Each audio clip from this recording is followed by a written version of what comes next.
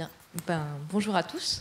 Donc, comme Philippe vient de l'introduire, je vais vous présenter en fait un travail qui a consisté à étudier la régulation par les bactéries qui composent notre flore intestinale sur le transport et le métabolisme lipidique de l'hôte qui les héberge. Donc, la relation entre le microbiote et le métabolisme lipidique de l'hôte a été identifiée il y a maintenant à peu près une dizaine d'années, basée sur une observation, princeps, qui est que les souris axéniques, à savoir donc qui sont totalement dépourvues de flore et qui sont stériles, sont résistantes à l'obésité qui est induite par un régime riche en lipides, ce qui n'est pas le cas de souris conventionnelles qui ont donc une flore normale. Et de façon plus importante encore, ce phénotype obèse est en fait transmissible par des expériences de transplantation fécale. C'est-à-dire que si des souris receveuses minces, on leur transplante un microbiote qui provient de souris obèses, en fait, elles vont développer une propension à devenir elles-mêmes obèses, ce qui n'est pas le cas si on leur transplante un microbiote de souris minces. Donc, à partir de là, un certain nombre d'équipes se sont intéressées à comprendre les mécanismes qui sous-tendent cette relation. Et donc, il y a un certain nombre de travaux qui ont pu mettre en évidence des mécanismes moléculaires et qui sont principalement basés sur l'étude en fait, et la comparaison de souris axéniques, donc stériles, et de souris avec une flore conventionnelle. Et ce qui a pu être mis en évidence, très brièvement, c'est que les bactéries de la flore intestinale, donc le microbiote intestinal, va pouvoir produire des acides gras à courte chaîne, donc short chain fatty acids, qui sont donc ici, qui serviront à la fois de source d'énergie pour les cellules du côlon, mais qui pourront également atteindre le foie par la circulation générale et favoriser au niveau hépatique la synthèse des lipides. Par ailleurs, le microbiote intestinal va également avoir des effets sur l'augmentation du stockage des lipides au niveau des adipocytes. Il va également inhiber la bêta-oxydation, donc l'utilisation des lipides comme source d'énergie au niveau des cellules du muscle strié squelettique. Et enfin, le microbiote intestinal va pouvoir moduler la sécrétion par le tube digestif d'un certain nombre de neuropeptides endocriniens, comme PYY, GLP-1 ou la gréline, qui ont pour fonction de réguler et de moduler les sensations de satiété et de faim au niveau des cellules du système nerveux central, donc des neurones. Par ailleurs, d'autres équipes se sont intéressées à une régulation en fait, directe du transport à proprement parler des lipides au niveau du tube digestif par les bactéries de la flore intestinale. Donc, à ma connaissance, il n'y a en fait qu'une seule étude qui s'est intéressée à ce sujet, avec comme modèle en fait, des poissons zèbres. Donc, ils ont étudié des poissons zèbres axéniques, stériles encore une fois. Ils les ont comparés à des poissons zèbres conventionnels, donc qui possédaient une flore relativement variée. Ils ont nourri ces poissons zèbres avec des liposomes, donc une solution contenant des acides gras fluorescents. Et donc ces acides gras fluorescents vont être incorporés, vont être absorbés par les cellules intestinales, métabolisés et incorporés dans des gouttelettes lipidiques, qui seront donc fluorescentes elles aussi. Et ces gouttelettes lipidiques seront par la suite sécrétées par les cellules intestinales pour atteindre la circulation générale. Ce que ces travaux ont montré, c'est qu'en fait, lorsque l'on compare des poissons zèbres dépourvus de flore à des poissons zèbres conventionnels, on s'aperçoit que le nombre de gouttelettes lipidiques formées dans le tube digestif va être plus important, ce qui va témoigner donc d'une augmentation de l'absorption, en tout cas une augmentation de la synthèse des gouttelettes lipidiques au niveau du tube digestif, et que le nombre de gouttelettes lipidiques chez les poissons zèbres conventionnels sécrétés sera également plus important. Ils se sont également aperçus que c'était le cas au niveau hépatique. Donc, les poissons zèbres avec une flore possédaient des gouttelettes lipidiques plus nombreuses et plus grosses au niveau hépatique comparativement aux poissons zèbres qui étaient dépourvus de flore. Ceci étant, les principales limites en fait, des travaux que je viens de vous présenter résident dans le fait qu'ils découlent tous de la comparaison dans des modèles animaux d'animaux qui sont dépourvus de flore à des animaux qui possèdent une flore extrêmement riche, complexe et diversifiée. Donc on ne peut pas déduire de ces travaux quels peuvent être les effets propres de chaque espèce bactérienne sur les différents mécanismes que je viens d'évoquer, et on peut difficilement déterminer quels sont les véritables facteurs bactériens qui vont être responsables de ces effets. Donc les objectifs de notre travail étaient finalement de mettre au point des modèles beaucoup plus simples, basés sur des interactions entre une seule espèce microbienne et l'autre, qui nous permettrait, à terme, d'étudier vraiment au niveau moléculaire la régulation du métabolisme lipidique de l'hôte par les bactéries et d'identifier les réels facteurs bactériens qui interviennent dans cette régulation. Donc pour ce faire, on s'est basé sur 2 micro-organismes modèles qui sont tous les deux en fait des bactéries commensales retrouvées chez l'homme et chez d'autres mammifères. Donc 1 gramme plus et 1 gramme moins. Donc, comme modèle de gram positif, on a pris Lactobacillus casei, qui est donc un commensal, qui peut être retrouvé jusqu'à 25%, à peu près 25% des nouveau-nés dans les selles. L'intérêt de cette bactérie réside aussi dans le fait que c'est potentiellement un probiotique, puisque certains travaux ont montré qu'il pourrait diminuer le stockage lipidique de l'hôte. Et en outre, on dispose d'une banque de mutants pour une souche de Lactobacillus casei, où en fait chaque gène a été inactivé de façon indépendante, et donc on peut analyser l'effet de chaque gène en analysant les mutants. En modèle de gram négatif, on a pris Escherichia coli, puisque c'est une espèce qui est très largement étudiée, et qui est donc une bactérie commensale. Et la souche qu'on a choisie est en fait une souche qui a été isolée de fesses de souris. Donc, parmi les différents modèles qu'on a étudiés, ce que je vais vous présenter aujourd'hui, c'est strictement parlant l'étude de l'effet de ces 2 bactéries, Lactobacillus casei et Escherichia coli, sur le transport et la sécrétion des lipides par les entérocytes.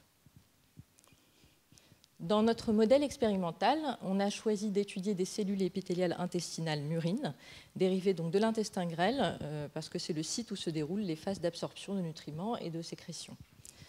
Ces cellules ont été cultivées pendant 15 jours pour permettre leur différenciation et leur polarisation.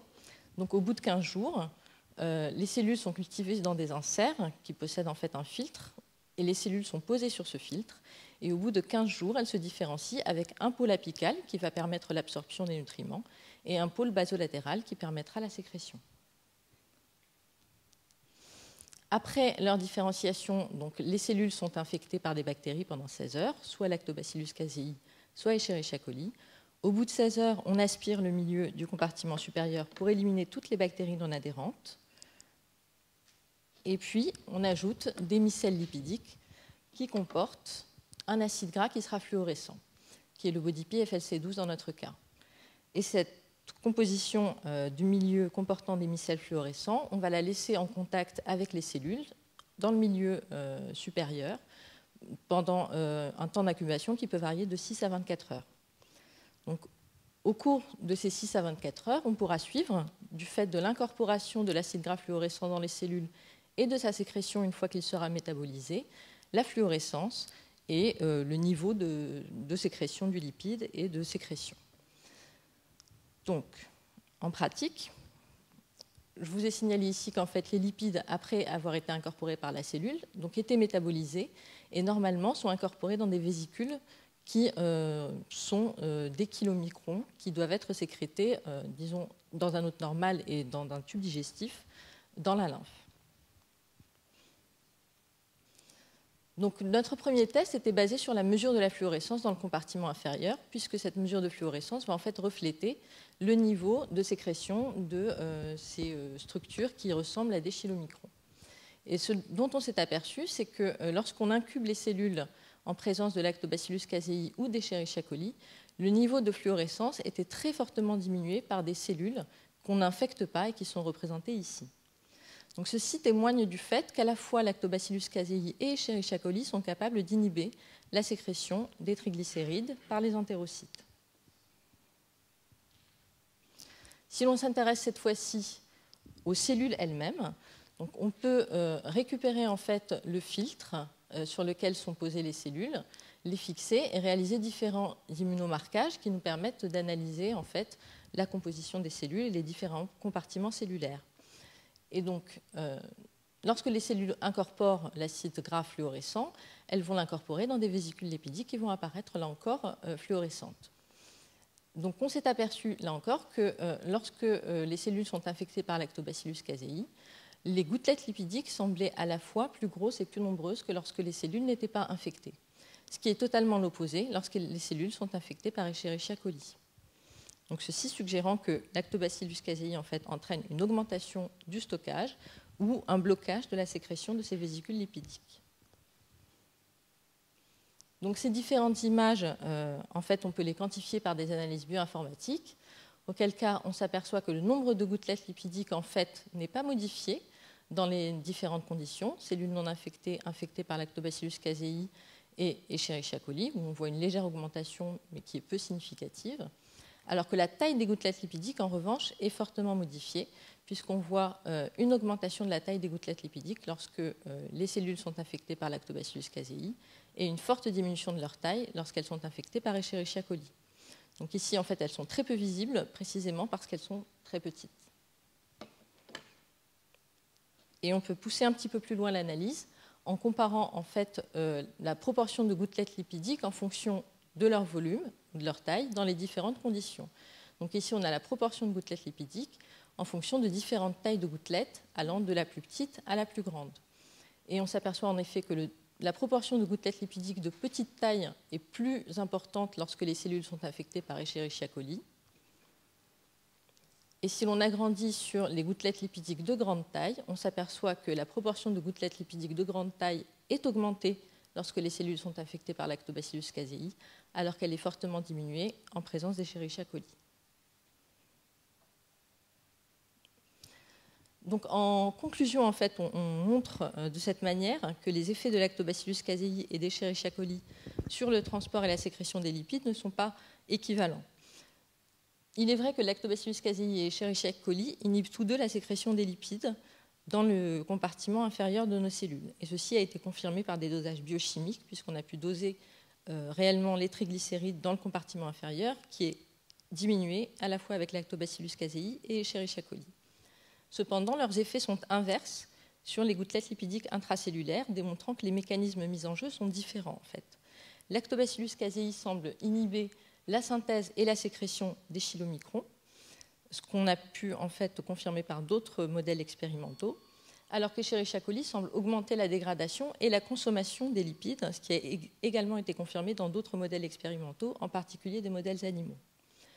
Enfin, nous avons pu mettre au point en fait, un modèle simple qui permet de suivre par mesure de fluorescence les effets de chaque bactérie, donc ça peut être des espèces différentes, mais également des mutants, sur la sécrétion des lipides par les entérocytes, par simple mesure de la fluorescence au niveau du compartiment inférieur. En termes de perspective, donc la première qui est relativement à court terme, c'est de confirmer les effets que nous avons observés dans notre modèle cellulaire, mais cette fois-ci dans des modèles animaux. Donc confirmer dans des souris en fait, qui seront monocolonisées par Lactobacillus ou Escherichia coli, qu'on observe en effet une diminution de la synthèse des chylomicrons et une diminution des triglycérides circulants. Donc, dans ce type de modèle, nous monocoloniserons des souris par Lactobacillus casei ou Escherichia coli. Ensuite, on les séparera en deux groupes, régime conventionnel ou régime riche en lipides, et on pourra mesurer les concentrations soit au niveau de la lymphe, soit au niveau sérique, des triglycérides, du cholestérol et de différents paramètres biochimiques. À la fin de l'expérience, on réalisera également des analyses sanguines et histopathologiques pour pouvoir observer en fait, les gouttelettes lipidiques à la fois au niveau intestinal et au niveau hépatique. À un peu plus long terme, en fait, on a également pour projet de justement profiter de ce modèle relativement simple pour identifier les effecteurs bactériens impliqués dans cette inhibition de la sécrétion des lipides. Donc on va, puisqu'il existe en fait des systèmes d'insert comme celui-ci, mais dans des plaques 96 puits. Donc dans chaque puits, on pourra infecter les cellules par un mutant de notre souche de lactobacillus et analyser les effets sur la fluorescence sécrétée dans le milieu inférieur. Et donc à partir de là, on pourra identifier quel mutant, donc quel gène et quelle protéine ou quelle voie enzymatique sera impliquée en fait dans cette inhibition de la sécrétion des lipides au niveau du compartiment inférieur. Et donc je vous remercie tous pour votre attention. Je remercie Philippe pour m'avoir offert l'opportunité de parler et pour m'avoir accueilli dans son laboratoire. Et voilà.